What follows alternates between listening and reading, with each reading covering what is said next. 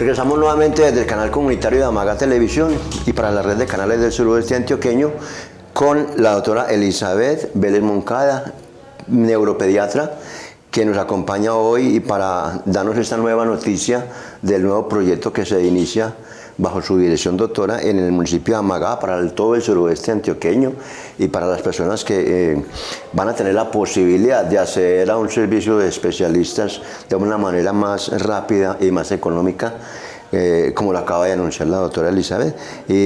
Veníamos hablando en el anterior bloque sobre el tema de la discapacidad de los niños o las limitaciones especiales de los niños, como la ley establece ahora.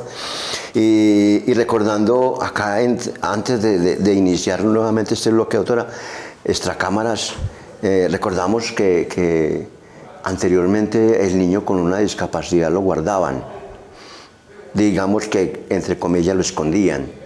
Usted nos dice ahorita que para una calificación o para algún beneficio dentro del sistema pensional o del subsidio del Estado, cualquiera de las cosas que en este momento la ley dispone de apoyo o de ayudas, es muy importante que se tengan esos registros como antecedentes, que lo lleven, que lo valoren. Es que no podemos seguir escondiendo las enfermedades de los niños como si fueran cosas raras, ¿cierto? Eso ya es muy normal y deberíamos de antes de apoyar y de rodear.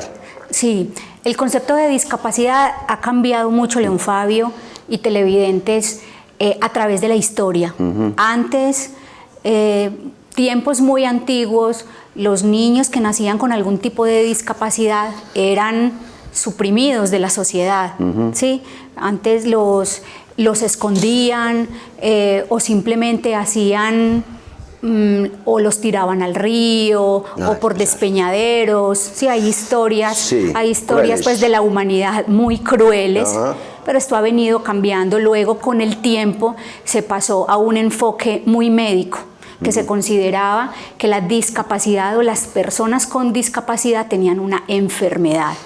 Y la discapacidad por sí sola no es una enfermedad, es una condición. O sea, la discapacidad no te define a ti como persona o como individuo, simplemente que tienes una condición que te puede limitar o que te limita para algunas actividades o para muchas actividades, ¿sí?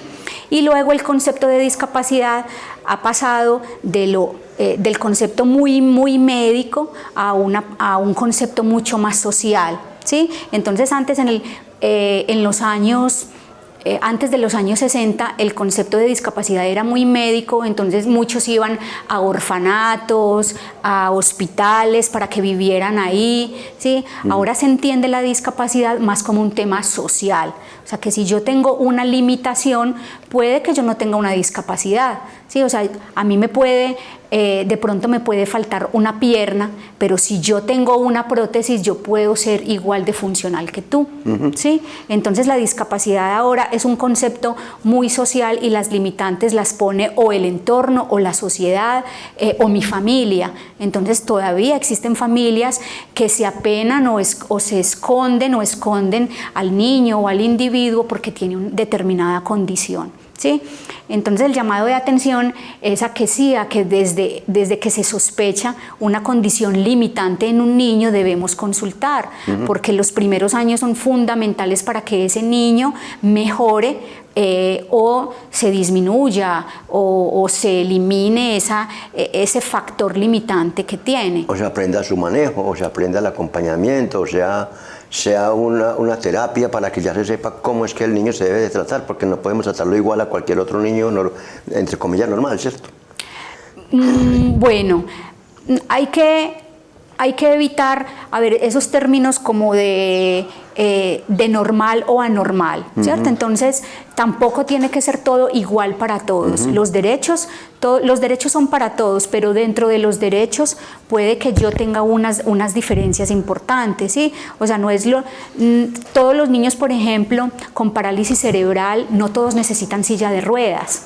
Hay unos niños que tienen parálisis cerebral y caminan de manera independiente, pero hay otros que van a necesitar, por ejemplo, un caminador, otros van a necesitar silla de ruedas. Y puede que todos tengan una limitación, pero todos en general los vamos a considerar como niños con alguna limitación, ¿sí? No normales o anormales. Claro. ¿Sí? De hecho, ahora con beneficio de inventario le recibo su observación cuando antes del programa yo utilicé una palabra que usted me dijo, eso no se vuelve a utilizar ya y hay que dejarlo, y es cuando yo le dije a usted, niños con unas enfermedades que no tienen cura. Usted me decía, no, eso ya no se puede volver a decir, explíquenos, doctora, qué tan bueno, porque yo ya lo aprendí hoy.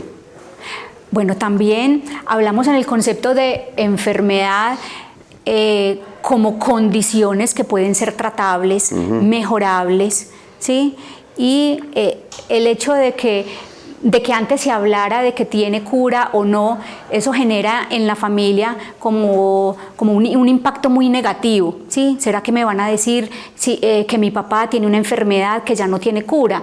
No, o sea, siempre hay que guardar la esperanza de que vamos a mejorar, ¿sí? Entonces, el tener en nuestra mente la esperanza en la enfermedad hace que podamos hacer muchas más cosas. Dentro de esas condiciones, doctora, para establecer la calificación de pérdida de capacidad laboral, como lo establece la Ley 100, que dentro de los beneficiarios a acceder al servicio como grupo familiar primario, no se podría hacer pérdida de capacidad laboral porque no es una persona aportante como trabajador, pero sí un beneficiario potencial para los sistemas de salud o para la sustitución de una posible pensión por muerte. Se tienen definidos en la ley unas condiciones, unas patologías, unas enfermedades y unos porcentajes para llegar a un 50% que la ley establece como pérdida de capacidad laboral, ¿cierto? 50% o más. Ahí es fundamental cuando la gente recibe una calificación, pues llevan a un niño a una EPS para que lo califiquen porque quiero meterlo como beneficiario de mi esposo, pero ya tiene los 18 años y la ley solamente me lo permite que continúe si es discapacitado. Cuando lo califican, de pronto le dan por debajo del 50%. En la apelación, uno le sugiere a las personas que busquen otras patologías que se puedan sumar.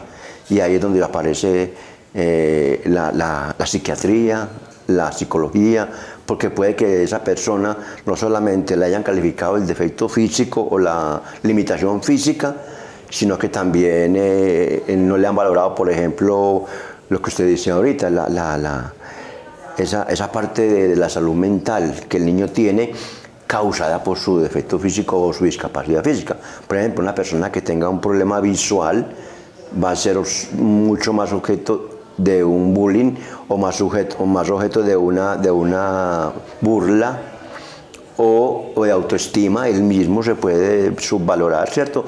Que no lo han considerado dentro del rango de las enfermedades incapacitantes. Sí, las discapacidades a veces pueden estar acompañadas o tener discapacidades múltiples o discapacidades varias, ¿sí? Entonces, como decías, León Fabio, una persona que tiene una condición limitante, por ejemplo, baja visión, también puede tener otra condición limitante, puede ser auditiva o cognitiva, entonces hay que evaluar todo su conjunto, ¿sí? Y hay enfermedades que pueden generar discapacidad visual y discapacidad auditiva a la vez, entonces es muy importante. Yo también quiero aclarar que los médicos, por ejemplo, cuando vamos donde el pediatra o donde el neurólogo o el psiquiatra, no somos directamente los que calificamos, ¿cierto? La gente que hace la calificación en discapacidad, o sea, ya están autorizados o hay unas entidades específicas autorizadas por el gobierno que realizan las evaluaciones en discapacidad. Porque, por ejemplo, a mí muchos papás han llegado a mi consulta para que yo los califique y no, ¿cierto? Nosotros lo único en lo que apoyamos en esto es en el generar la evaluación clínica, la historia clínica, porque eso es un elemento fundamental para cuando vayan a la institución que hace la calificación, ¿sí? O sea, entonces si nosotros no somos específicos o claros en la historia clínica, posiblemente no le va a ayudar mucho a la familia, ¿sí? Pero no hacemos la calificación como tal. Hacen el aporte necesario dentro de la línea de la pediatría o de la neurología para el equipo interdisciplinario autorizado, que sí, es medicina laboral, ¿cierto? Así es.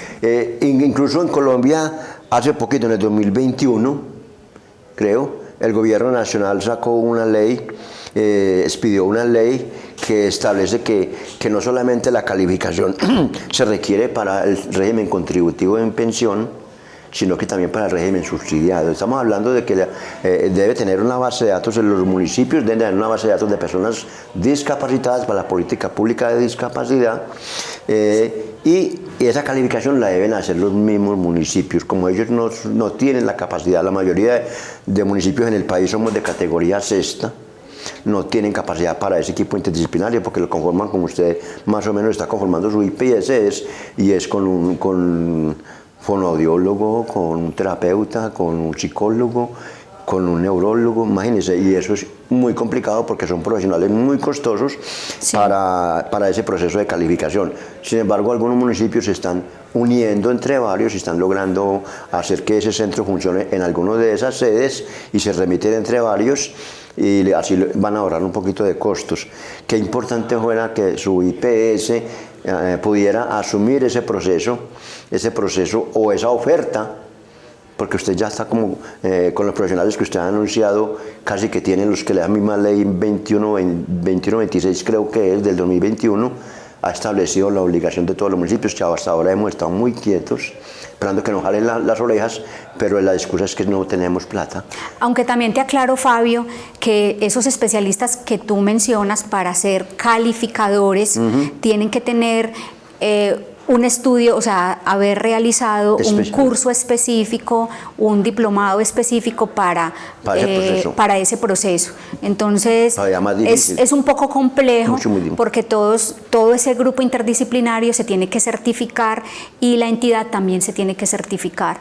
Por eso ya el departamento ha autorizado a varias instituciones de la ciudad de Medellín, por ejemplo, que cuentan con todo el equipo interdisciplinario para realizarlo y están autorizados para ello. El trabajo, porque el gobierno nacional nos metió a los municipios en una camisa de 11 varas con ese problema, porque no es tan fácil, como usted lo dice, y aparte de tener el equipo profesional idóneo, la certificación del ministerio para poder evaluar y calificar.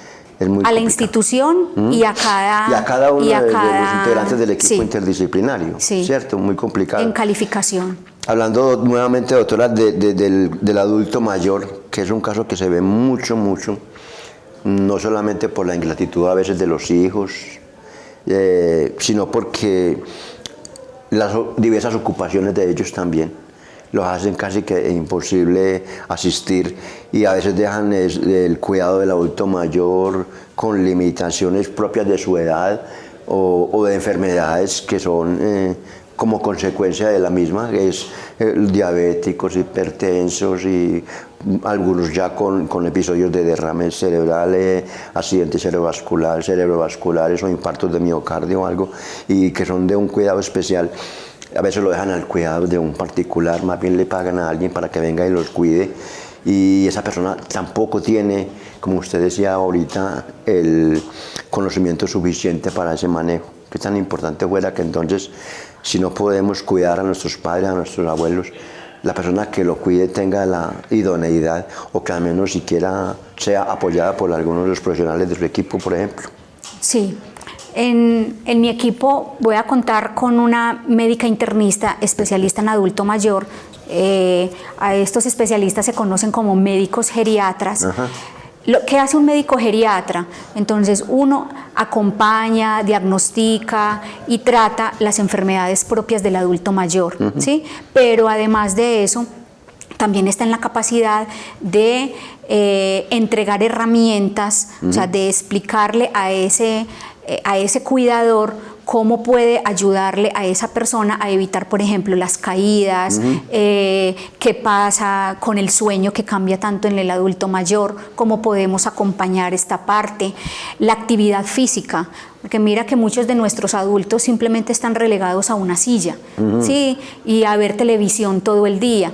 están sentaditos y esto aumenta la atrofia muscular o la sarcopenia que acompaña al envejecimiento propio, pero que si no están activos, entonces esta pérdida muscular va a ser mucho más acelerada, y si tú estás quieto, además de perder músculo, también pierdes calcio de los huesos. O sea, esto acelera todo el proceso degenerativo y aumenta la probabilidad de fracturas, que es tan alto en el adulto mayor que está sedentario. ¿Sí? Entonces, los médicos geriatras acompañan y apoyan a las familias en el cuidado de ese anciano. ¿Sí? Entonces, la invitación es que donde estén, ojalá puedan acceder a un profesional de la geriatría. Que al menos ese acompañante, ese acompañador, esa persona que está al cuidado del adulto mayor, a menos siquiera sepa las alertas de unos síntomas de pronto en esa persona, qué debe hacer, porque no va a estar todo el tiempo el médico disponible. Y qué puede hacer si en caso de en horas de la madrugada, en horas de la noche, algún síntoma le encuentra, qué puede hacer de manera inmediata, ¿cierto?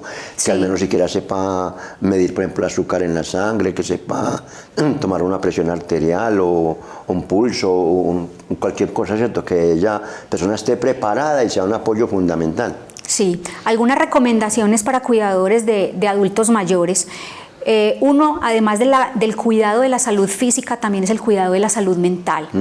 Y en adultos mayores, como en niños, como en bebés, la prevención de accidentes. La prevención de accidentes en casa, el accidente en el baño, el accidente de cuando el adulto mayor se levanta en la madrugada para ir al baño. ¿Sí?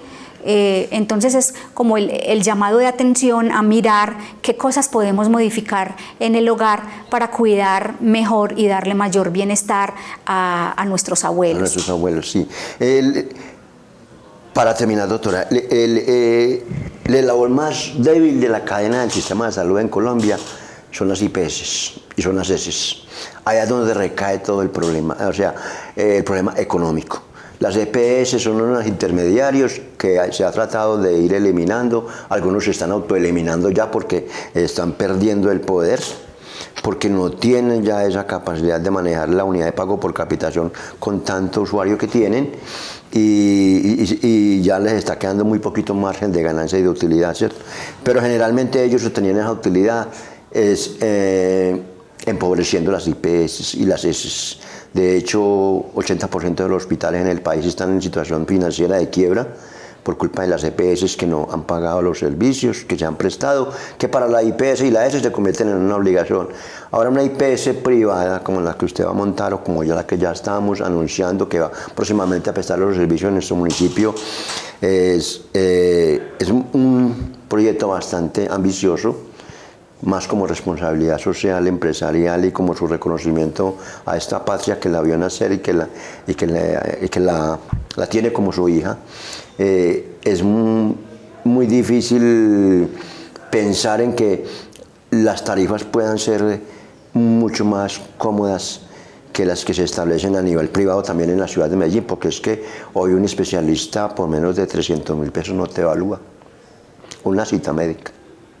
Pero León Fabio, a eso le estamos apostando. Le estamos apostando a atención con calidad, pero asequible, ¿sí? Entonces, creo que vamos o con el equipo de profesionales compartimos ese mismo espíritu, de solidaridad y de atención con calidad, y creo que lo podemos lograr. Y ¿por qué no? Nuestro municipio y los municipios del suroeste cercano creo que nos merecemos atención de calidad. Entonces yo tengo la fe y la esperanza, que ya la hemos tocado varias veces en el programa. Creo que sí se puede, León Fabio. No podemos perder pues como esa esperanza de que entonces todo está mal, y no, yo creo que sí se puede. Ya el mero hecho de que el paciente no tenga que ir hasta Medellín a una cita médica ya le está ahorrando para 100.000 pesos. Claro. Sí. El mero hecho de que no tengas que esperar a que un juez sea el que autorice mediante una acción de tutela para que dentro de 5 o 6 meses o dentro de un año lo evalúen, ya es una ganancia.